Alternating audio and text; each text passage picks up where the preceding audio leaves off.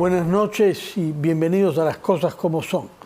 Hemos invitado al congresista Luis Cordero Hontay a causa de dos proyectos de ley que él ha presentado y ha hallado respaldo para ellos, los compañeros de bancada Somos Perú, es decir, 7, contando el suyo, a favor de estos proyectos. El primero tiene que ver con la habilitación a los condenados, funcionarios condenados por delitos dolosos, para que puedan postular a las vicepresidencias y la presidencia de la República.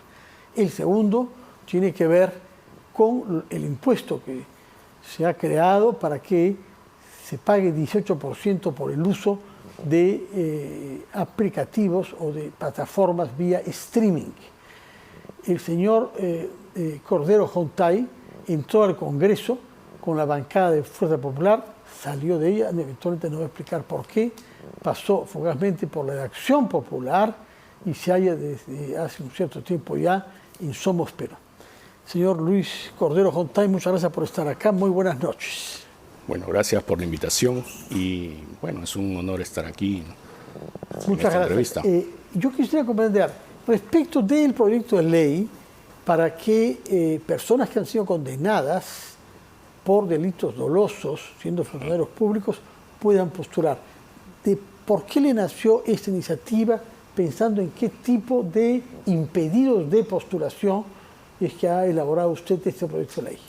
Bueno, creo que hay una confusión en el criterio de que no es solamente para los condenados o los que se han rehabilitado por una sentencia condenatoria en el caso de corrupción o otros delitos dolosos, sino que esta ley lo que hace es precisar que no haya interferencia entre la Ley Orgánica de Elecciones y nuestra Carta Magna, ¿no? Porque nuestra Carta Magna nos asiste el derecho de elegir y ser elegidos y una vez rehabilitado de cualquier condena, se nos rehabilita otra vez como ciudadanos, a lo cual cualquier persona puede establecer sus derechos y usar sus derechos, ¿no?, a carta cabal. Entonces, hasta el momento hay un conflicto entre la ley orgánica y nuestra Carta Magna, y eso en realidad ya ha sido materia de sentencias en diferentes oportunidades del Tribunal Constitucional. Entonces, ante esa disyuntiva, ¿no?, que cada vez que hay comicios electorales, normalmente hay candidatos que muchas veces no pueden participar y se han acogido a esta sentencia del Tribunal Constitucional para que puedan ser candidatos. O sea, ya existe. Entonces sería se ha impedido, por ejemplo, Vladimir Cerrón, ¿no? Claro, hay casos que la ley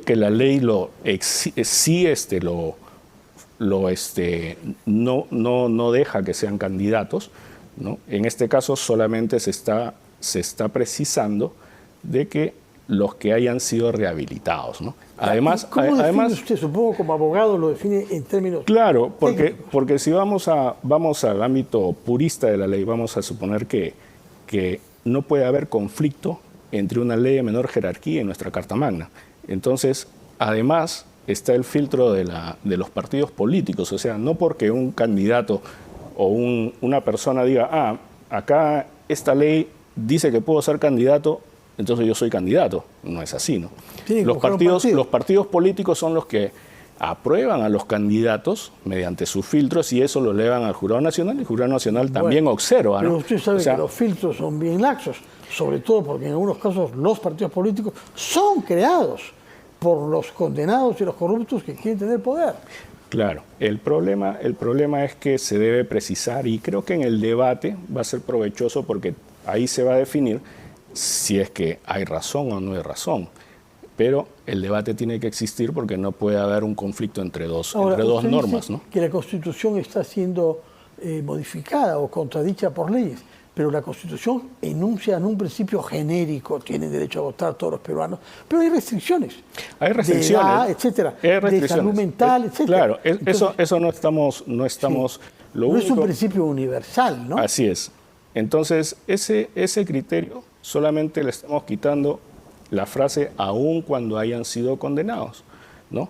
Porque la rehabilitación se supone que también es parte de nuestros derechos. Ahora, pero usted excluye de este derecho que quiere añadir a los condenados por terrorismo, Claro. por violación sexual. Eso no se ha tocado, eso sigue en la ley. Narcotráfico. Pero entonces eso está sigue en la ley. restringiendo la Constitución. Está incurriendo en la misma contradicción en la Constitución que usted reprocha a la ley vigente. No, porque son temas diferentes, son tipos delincuenciales diferentes. Bueno, pero entonces, el principio es el mismo. El principio es el mismo. El principio general de la Constitución tiene restricciones que son fijadas por la ley. Sí, pero creo que eso, como digo, va a ser materia de un debate y que sería provechoso para el país definir pero eso. El argumento jurídico de fondo que ha esgrimido usted cae, porque estamos ante la prueba de que efectivamente hay un derecho universal al voto que está restringido por la ley. Hay un derecho universal y que se debe respetar. Y entonces el debate va a ser justamente para que se pueda definir cuál va a ser el derrotero de esta norma. Bueno, ¿no? Ahora, ¿usted sería favorable a que el señor Vladimir Cerrón hubiese podido postular? No, la verdad no lo conozco. Bueno, pero porque digo, como figura jurídica, porque lo que está haciendo permitiría que él postule. Tendría que validarlo un partido político. Bueno, no tiene, lo ha fundado él. Es probable, pero igual. Sería favorable. Si se presentara, usted vería con buenos ojos. Igual eso pasa por una observación del Jurado Nacional, ¿no? O sea, así como han pasado en los comicios anteriores, hay muchos candidatos que, por decir, ¿no?, que han tenido alguna observación por parte del jurado, no han podido ser Pero candidatos, justamente ¿no? Porque existe una ley que usted quiere modificar. Y usted quiere abrir la puerta a candidaturas como la de Cerrón y como la de Alberto Fujimori. No se ha tocado el tema de terrorismo, el tema de otros tipos delincuenciales, ¿no? Y eso creo que habría que definir. No ha sido acusado por terrorismo, Cerrón. No, me refiero en un ámbito genérico, no en el tema de él. Ya. Entonces, creo que es algo interesante, que se podría abrir un debate muy interesante, ¿no? ¿Cree que es oportuno, en las actuales circunstancias de criminalidad que está viviendo el Perú, es algo oportuno tener una actitud más garantista hacia criminales que han salido de la cárcel después de... No, la ley no va a que pueda apoyar a que los criminales puedan postular, eso no es lo que dice la ley, sino que se tiene que resolver un conflicto que hay entre dos normas, y eso alguien lo tiene que hacer. Pero de facto, ¿no? Además, está excluyendo a los condenados, entre ellos hay criminales. Claro, pero además el Tribunal Constitucional ya se ha pronunciado en diversas sentencias al respecto, entonces tenemos que también hacer un hincapié en eso, ¿no? De acuerdo. ¿Usted sería favorable, por ejemplo, a que Alberto Fujimori pueda postular? Bueno, si cumple con las expectativas. Con las condiciones que usted está no las mías, eso ya está. En realidad, como digo, el Tribunal Constitucional ya se ha pronunciado al respecto. O sea, no es que yo lo diga. ¿En qué pronunciamiento piensa usted? Bueno, hay varias sentencias del tribunal que ya se han recogido y que hablan justamente de que la rehabilitación de cualquier ciudadano es viable para una postulación. Pero es una persona condenada y la condena cuando hayan sido rehabilitados. No, pero no. Lo que el TC ha dicho es que el indulto no elimina la condena. Claro. Explicitado claramente el otro día la señora vicepresidenta, ¿no? Pero esto no habla de un tema de indulto, ¿no? O sea, se supone que en estos casos el jurado va a observar, ¿no?, si es que hay una posible postulación. De acuerdo. ¿Cómo define usted rehabilitado? En términos jurídicos, como abogado que es usted, ¿qué cosa es un condenado rehabilitado? Bueno, toda persona que haya pasado por una sentencia punible y después de haber estado preso, normalmente se le rehabilitan sus derechos constitucionales porque ya pagó su sentencia, ¿no? Entonces, yo creo que ese es un principio básico.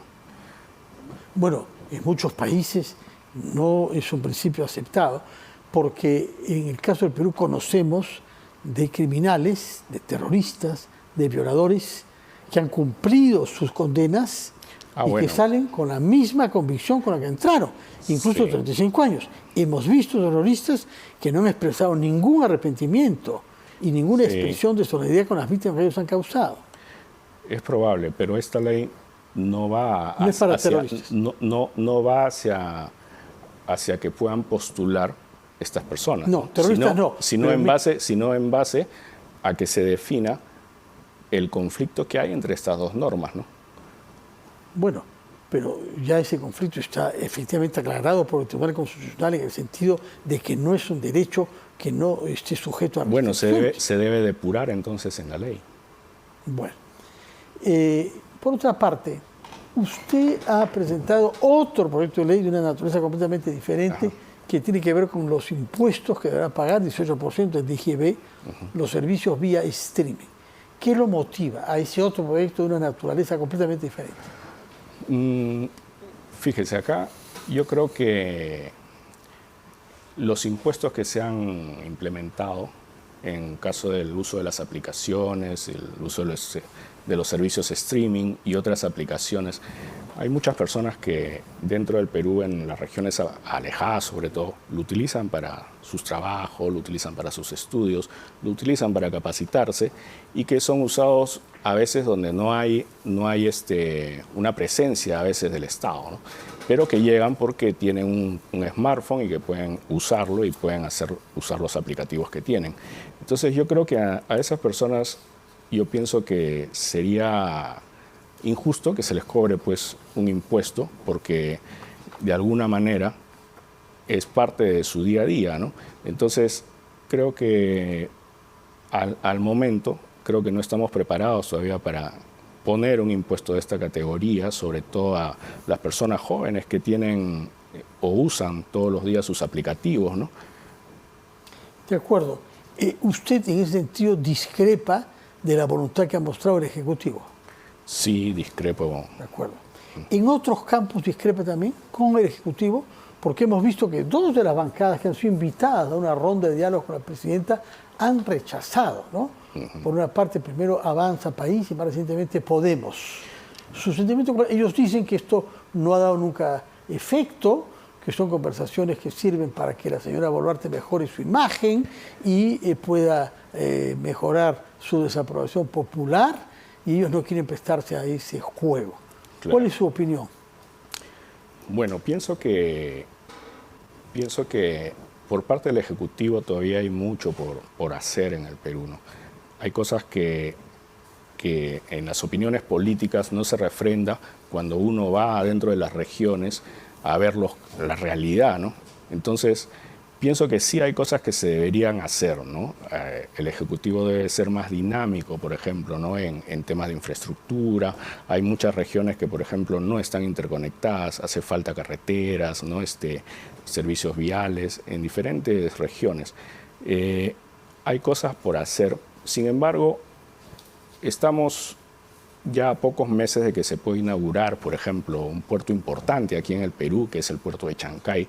Y yo creo que teniendo como aliados estratégicos países pues, como China, puede ser Estados Unidos u otros países que puedan invertir en el Perú, se puede hacer vamos a llamarlo, una posible revolución industrial dentro del Perú, ¿no? Yo siempre he creído que el Perú, como todos lo dicen, o sea, tenemos de todo, tenemos buenos productos, tenemos materia prima, sin embargo, carecemos de algo que en otros países ha dado resultados de la segunda revolución industrial en Inglaterra, los cuales permitió a Inglaterra poder plasmarse un camino económico favorable en esos tiempos, y otros países han seguido ese mismo ejemplo. Uno de los casos también es China. Entonces, el Perú yo creo que debería entrar a un ámbito ya industrial de gran escala, el cual no tenemos. O sea, nuestras industrias no pueden competir contra industrias de otros países porque muchas veces no pueden hacer producción a gran escala, ¿no? Y muchos de nuestros productos, por ejemplo, que se ven en el extranjero, muchas veces es muy corto, ¿no? Por ejemplo, si uno va a otros países y pide un pisco, por ejemplo, va a haber un pisco chileno, pero no va a haber un pisco peruano, ¿no? Entonces, de 10 piscos... más barato, ¿no? Y así es, de 10 piscos que hay en el mundo, 7 o 8 son chilenos y 3 son peruanos. Sobre todo, y por también el dinamismo comercial de Chile. Claro, entonces, así como el pisco, hay diferentes productos que el Perú debería establecer un dominio comercial, pero empezando por una etapa de abastecimiento que lo da justamente la industria, ¿no? De acuerdo. Para conocerlo un poco mejor, porque es la primera vez que tengo el gusto de entrevistarlo, Usted renunció a la bancada de Fuerza Popular y dijo en su momento que era por razones de conciencia. Sí. Comprenderá que no se entiende muy bien qué razones de conciencia pueden ser esas. Bueno, yo postulé por Fuerza Popular, sin embargo, renuncié al partido, ¿no? En realidad, un partido que me acogió muchos años, y renuncié por factores justamente de conciencia, ¿no? O sea, en habiendo pasado el tiempo, ¿se pueden saber cuáles eran esos factores? Bueno, discrepaba con algunos temas del partido y tomé la decisión de alejarme y de renunciar al ¿Cuáles partido. eran esos temas en los que discrepaba? Bueno, temas netamente de criterios, no son temas, ¿no? De conciencia. Son temas, no son de son conciencia. temas personales, ¿no? Personales. Sí. Ya, porque eso se produjo un poco después de que se le reprochara de haber asistido sin informar con eso, me parece, a una feria internacional de inteligencia en compañía de un oficial de inteligencia. Ese fue el reproche que se le hizo inicialmente, ¿no? Claro. ¿Cuál era su motivación? ¿Cómo llegó al contacto con este oficial de inteligencia? ¿Qué pretendía usted en esa feria? Bueno, en realidad era una feria de inteligencia. En ese momento era secretario de la Comisión de Inteligencia. Entonces era parte de mi trabajo poder ver también cuáles eran las capacitaciones que había, ¿no? en ese caso, ¿no? Era una feria abierta. Ahora, Tecnología. de tecnología, sí, así es. Pero no era para chuponear o para interceptar teléfonos. No. ¿Ah? No. ¿Qué tipo de tecnología de inteligencia? Bueno, en realidad eran demostraciones de sistemas de inteligencia, ¿no? Para recabar datos y diferentes usos, ¿no? O sea, era una feria de exposición. Sin embargo, aquí pues se hizo todo un laberinto porque pensaban que yo me iba a comprar un equipo, ¿no? Algo totalmente ilógico, ¿no? Se habló, sí, de material tecnológico para espiar a la oposición, ¿no? Solamente para hacer fíjese, en la Comisión de Inteligencia, yo era secretario, era el único de Fuerza Popular en ese momento. Sin embargo, dentro de la Comisión de Inteligencia estaba el vicepresidente y otro miembro que eran del Partido Perú Libre. O sea, si es que la sutileza, ¿no? Pero no iban a ferias, o sea, acompañadas por si es que la sutileza era de que yo tendría algo que ver ahí, entonces, bueno, habían dos miembros del partido oficialista, ¿no? O sea, entonces no tendría ningún sentido el que yo tenga pues ninguna relación ahí, ¿no? Este hecho que lo llevó a renunciar, si es que comprendo bien, uno de los factores parece que motivaron su renuncia a Fuerza Popular, ha dado lugar a una investigación fiscal. ¿Usted ha sido investigado? ¿Ha estado objeto de alguna diligencia? No, yo no tengo ninguna investigación por ese motivo y tampoco soy testigo en ese caso. No tengo ninguna notificación, no soy parte de ninguna investigación hasta el momento sobre eso. De acuerdo. Hay otro tema que se le ha reprochado, que es un acto de agresión contra una dama. Se ha dado incluso en la dirección, Miraflores, en la esquina de Jorge Chávez con José Gálvez, ¿no? ¿Qué hay de realidad tras esta acusación? Bueno, en realidad es un tema que ya ha quedado archivado, ¿no? Y en diferentes etapas, y en realidad no quisiera hablar mucho de eso porque en realidad es un tema sensible, ¿no? Pero es un caso que está archivado, ¿no? Y en realidad acá inclusive... Hubo investigación para que se archive. Le puedo dejar inclusive las sentencias, Gracias, sí. las resoluciones del Ministerio Público. Que archivó la investigación. Cosa jugada, ¿no? Bueno, por otra parte, se ha también sostenido que usted tenía una relación particular con Pedro Castillo. Creo que hay otro miembro de su familia, ¿no?, que también ha tenido una relación con Pedro Castillo. ¿Cuál es la realidad de esto? La verdad que no lo conozco a Pedro Castillo, no he tenido ninguna vinculación con él, así que, bueno, es un inventado. tema... Es un tema totalmente inventado. Ya. No tiene ya. ¿Y cuál es su opinión sobre Keiko Fujimori? Bueno, es la lideresa del partido Fuerza Popular, ¿no? Al que usted renunció. Sí. Bueno, mi opinión es que es una persona que lidera un partido político dentro del Perú. Creo que tiene todas las condiciones para para ser la presidenta, pero sin embargo eso se va a definir en las elecciones que vienen, ¿no? Ahora, ella propuso que su padre fuera el candidato. ¿Le parece una idea razonable?